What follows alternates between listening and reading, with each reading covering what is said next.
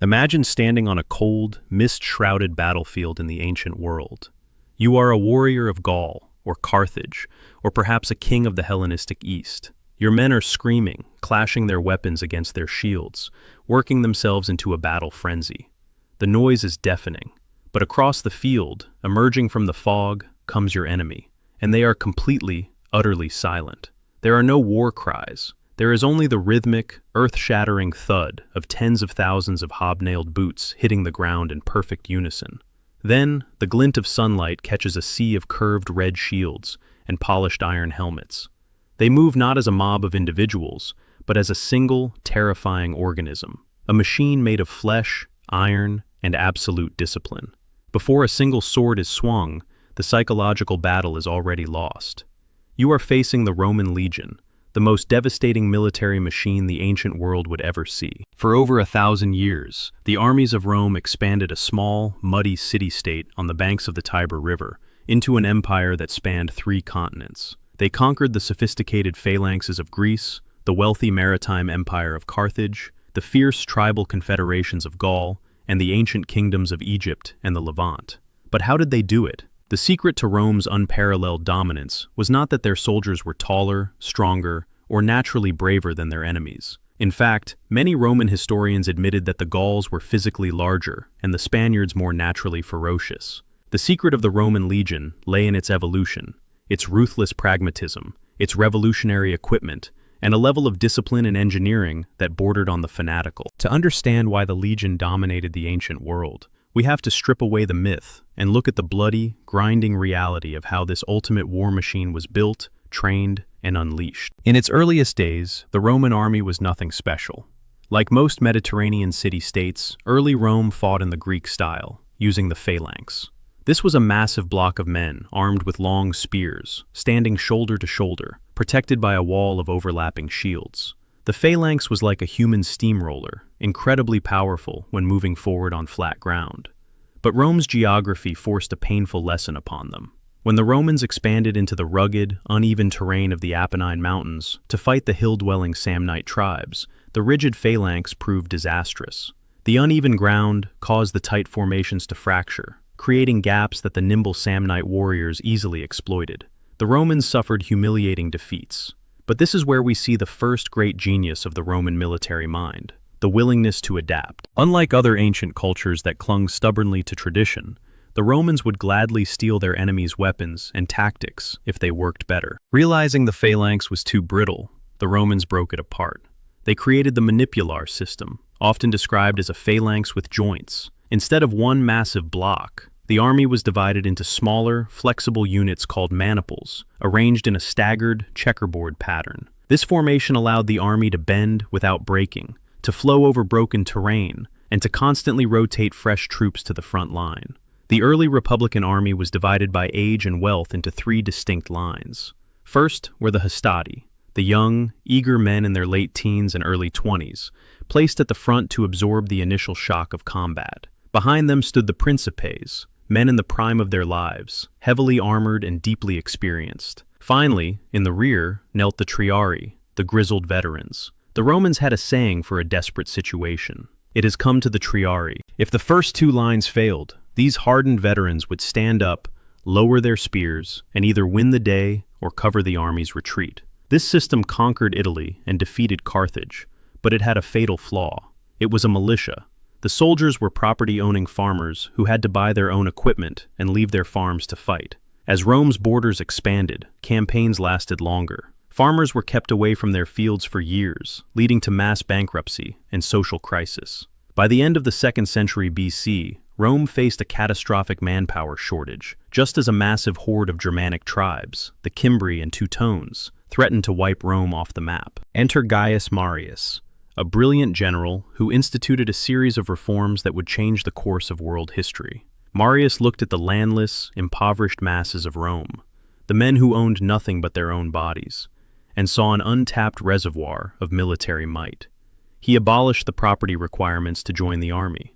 Suddenly, the poorest citizens could enlist. The state would provide their weapons, their armor, and their pay, and upon retirement, they would be granted a plot of land. Overnight, the Roman army transformed from a temporary citizen militia into a permanent, professional standing army. Marius also reorganized the structure of the legion, abandoning the maniples for a larger, more cohesive tactical unit, the cohort. A legion was now composed of 10 cohorts, totaling about 4,800 fighting men. But Marius didn't just change how they were organized, he changed how they lived. To increase the army's marching speed and reduce its reliance on slow, vulnerable baggage trains, Marius ordered that every soldier must carry his own equipment, rations, cooking pots, entrenching tools, and weapons. The load often exceeded 60 pounds. The soldiers jokingly called themselves Marius's mules, but the result was an army that could move with terrifying speed, covering 20 miles a day after day, through hostile territory. Marius also gave the legion its soul. He introduced the aquila, the silver or gold eagle standard, to be the supreme symbol of the legion. The eagle was not just a flag, it was a sacred, religious artifact. To lose the eagle in battle was the ultimate disgrace, a stain on the legion's honor that could only be washed away in blood. Soldiers would willingly throw themselves into certain death to prevent the eagle from falling into enemy hands. This created a profound psychological bond among the men. They were no longer just citizens fighting for Rome. They were brothers fighting for the eagle and for each other. With a standing army of professionals, the Romans could now implement a training regimen that was unmatched in the ancient world. A recruit joining the legions did not just learn how to swing a sword. He was systematically broken down and rebuilt into a cog in the Roman war machine. The Jewish historian Josephus, who witnessed the legions firsthand, famously wrote that their drills were like bloodless battles, and their battles were like bloody drills. Training began with physical conditioning of brutal intensity. Recruits were forced to march 20 Roman miles in 5 hours, at the regulation military pace, while carrying their full 60-pound pack. They were trained to swim rivers, fell trees, and vault onto horses while wearing heavy armor. Only when they were in peak physical condition were they allowed to touch a weapon. And even then, they practiced with wooden swords and wicker shields that were deliberately crafted to be twice as heavy as their real equipment. The logic was simple. If a man could fight for hours with a double-weight weapon, he would feel like a god when he finally held cold steel in his hands. Discipline was the glue that held this machine together, and it was enforced with terrifying severity. The centurions, the hardened officers who commanded the centuries of 80 men, carried a twisted vine staff. This was not a ceremonial baton. It was a tool used to beat disobedient soldiers, sometimes to death. Falling asleep on guard duty was a capital offense, punished by being clubbed or stoned to death by your own comrades. In cases of extreme cowardice or mutiny, the Romans employed the ultimate psychological terror: decimation. If a unit disgraced itself, the men were divided into groups of 10. They drew lots, and whoever drew the short straw was beaten to death by the other 9. It didn't matter if the man chosen was the bravest hero or the worst coward. The punishment was blind. This ensured that every Roman soldier feared his own commanders far more than he feared any enemy. But this brutal discipline had a purpose. It forged a unit that would not break under the chaotic, horrifying stress of ancient combat. When the barbarian hordes charged, screaming and painting themselves with blood, the Roman line held. They held because they were conditioned to obey orders instantly, reflexively, without a single thought for their own survival. To arm these professional killers, the Romans developed a system of weaponry and armor that was a masterpiece of lethal pragmatism. Every piece of equipment was designed to work in synergy with the others. The most iconic piece of Roman gear was the scutum, the large, semi-cylindrical shield. Made of layered plywood covered in canvas and leather, and bound with iron edges, the scutum was not just for defense, it was a weapon. The curved shape wrapped around the soldier's body, protecting him from chin to shin, while the heavy iron or bronze boss in the center was used to violently punch the enemy in the face or chest, knocking them off balance. In his right hand, the legionary carried the gladius hispaniensis, the Spanish sword. Unlike the long, slashing swords used by the Gauls, the gladius was a short, brutally efficient stabbing weapon, about 2 feet long. The Romans realized that swinging a sword leaves a warrior exposed and requires a lot of room. Stabbing, however, requires very little space and is far more lethal. The Roman writer Vegetius noted that a slash rarely kills, as the enemy's bones and armor protect their vital organs, but a stab wound of just 2 inches into the torso is almost always fatal. The legionary was trained to hide behind the massive scutum, punch the enemy with the shield boss, and then deliver a quick, upward thrust of the gladius into the enemy's gut, groin, or throat. It was unglamorous, mechanical, and horrifyingly effective. Before the gladius was even drawn, however, the enemy had to survive the pilum. The pilum was the Roman javelin, a marvel of ancient engineering. It consisted of a wooden shaft attached to a long, thin iron shank, ending in a pyramidal point. The genius of the pilum lay in its design. The iron shank was deliberately made of soft, untempered metal, while the tip was hardened.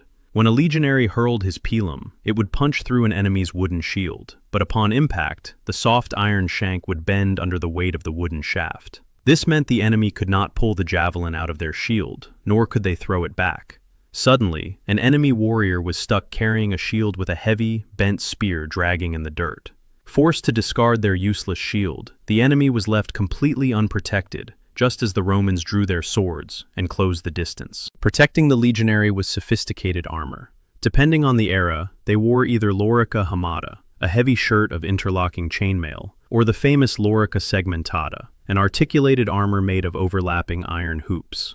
This segmented armor was revolutionary. It provided excellent protection against slashing weapons, while remaining flexible enough to allow the soldier to breathe and move freely. On their heads, they wore iron helmets with deep cheek guards and a flared neck guard to protect against downward blows. And on their feet were the caligae, heavy leather sandals packed with iron hobnails on the soles. These hobnails acted like modern athletic cleats, giving the Romans incredible traction.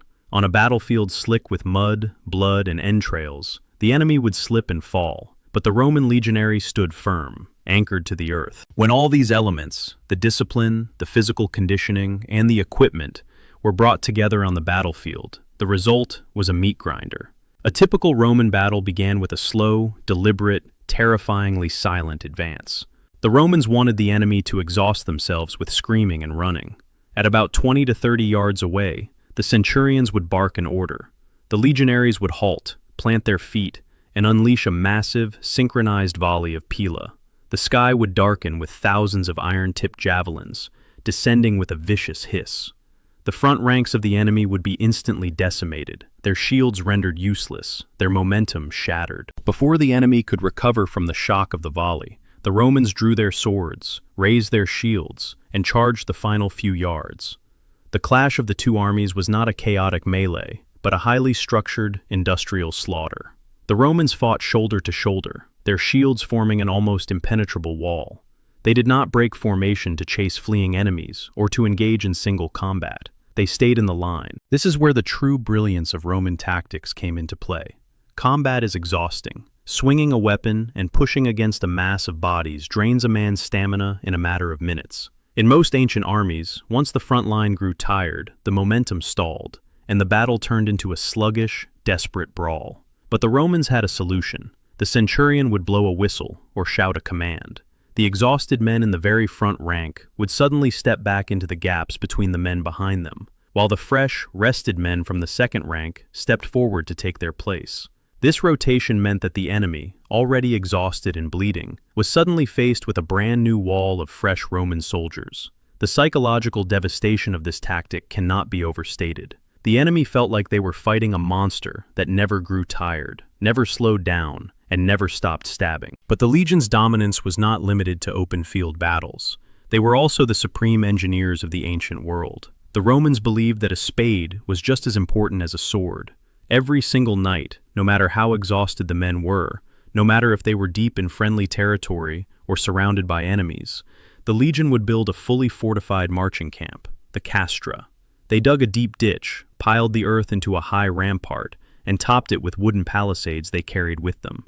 Within a few hours, a patch of wilderness was transformed into a miniature Roman city, complete with perfectly straight streets, a headquarters, and defensive towers. This meant a Roman army could almost never be caught by surprise at night. It also served as a psychological weapon. Enemy tribes would watch from the hills as the Romans effortlessly constructed an impenetrable fortress in a single afternoon. It sent a clear message: Rome is here, and Rome is not leaving. When it came to siege warfare, this engineering prowess made the Romans unstoppable. If a city refused to surrender, the Romans did not simply surround it and wait. They built ramps of earth and timber that reached the tops of the highest city walls. They constructed massive siege towers, battering rams, and artillery pieces like the ballista and the scorpion, which could fire heavy iron bolts with the accuracy of a modern sniper rifle, instantly killing men standing on the battlements. Perhaps the greatest demonstration of Roman military engineering occurred during the Gallic Wars, under the command of Julius Caesar, at the siege of Alesia. Caesar had trapped the Gallic chieftain Vercingetorix and his massive army inside the hilltop fortress of Alesia. But Caesar knew that a massive Gallic relief army was marching to destroy him from behind. Instead of retreating, Caesar ordered his men to build a wall of circumvallation, a heavily fortified wall, complete with towers, ditches, and traps, entirely encircling the city to keep the defenders in. Then, incredibly, he ordered his men to build a second wall, facing outward, to protect the Romans from the approaching relief army. The Roman legions were now camped in a narrow ring between two massive enemy forces. When the relief army arrived, the Romans fought a desperate, multi-day battle, defending both walls simultaneously. Thanks to their discipline, their fortifications, and Caesar's brilliant command, the Romans held. The relief army was shattered, Vercingetorix surrendered, and Gaul became a Roman province forever. It was a victory won not just with swords, but with shovels, axes, and unparalleled logistical organization. Logistics, in fact, was the hidden engine of Roman dominance. Amateurs study tactics, but professionals study logistics. The Romans mastered the art of supplying an army in the field. They built a vast network of paved roads that radiated from Rome to the furthest edges of the empire. These roads were not built for trade. They were built to move legions quickly. A Roman army could march from Italy to Spain in a fraction of the time it took other armies, arriving fed, equipped, and ready to fight. The Romans also possessed a highly sophisticated medical corps. Roman military camps featured dedicated hospitals, called valetudinaria. Roman military doctors possessed surgical tools that would not be surpassed until the 19th century. They knew how to extract arrows, clean wounds with vinegar to prevent infection, and perform amputations with a high survival rate. Because of their excellent diet, strict hygiene protocols in the camps, and advanced medical care, a Roman soldier actually had a higher life expectancy than the average civilian living in the slums of Rome. This meant that a veteran legionary who survived his first few battles was likely to survive many more, accumulating a wealth of combat experience that made the army increasingly lethal over time. To truly understand the supremacy of the legion, we must look at what happened when it clashed with the other great military system of antiquity, the Macedonian Phalanx. The Phalanx, perfected by Alexander the Great, had conquered the known world. It was a forest of 20-foot-long pikes, an impenetrable wall of bristling points. For a long time, the world wondered which system was superior. The answer came at the Battle of Pydna in 168 BC. The Roman legions faced the Macedonian Phalanx on relatively flat ground. Initially, the sheer pushing power of the Phalanx forced the Romans back. The Roman short swords could not reach the Macedonians, who were safely hidden behind multiple layers of spear points. The Roman commander, Aemilius Paulus, later admitted that the sight of the advancing Phalanx filled him with absolute terror. But as the Macedonians pushed forward, the ground became slightly uneven. Small gaps began to appear in the massive wall of pikes. This was the moment the flexible Roman system was designed for. The Roman centurions didn't wait for orders from the top. Seeing the gaps, they ordered their individual maniples to dive into the cracks of the enemy formation. Once the Roman legionaries slipped past the spear points and got inside the reach of the long pikes, the battle was effectively over. The long Macedonian pikes were completely useless in close-quarters combat. The Romans, using their large shields and short stabbing swords, went to work.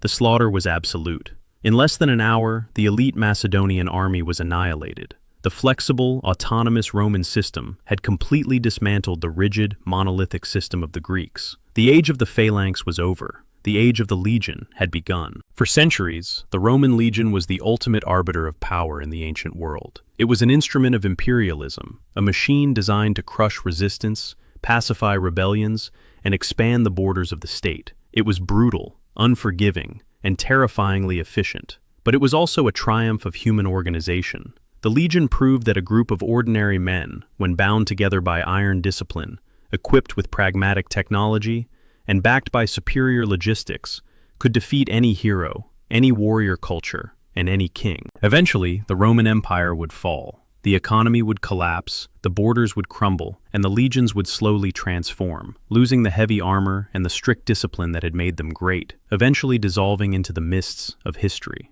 But the legacy of the Roman legionary remains etched into the foundation of Western civilization. Every modern military still uses the concepts of cohorts, battalions, medical corps, and standardized training that the Romans perfected. When we look back at the ancient world, past the marble statues and the philosophy, we see the true foundation of Rome's eternal city. It was built not on ideals, but on the backs of the men in iron and leather. The men who marched in silence, who built fortresses in the wilderness, and who stared down the most terrifying warriors of antiquity without taking a single step backward. The Roman legion was not just an army, it was the ancient world's most perfect machine of war. If you liked this video, please hit the like and subscribe button for more.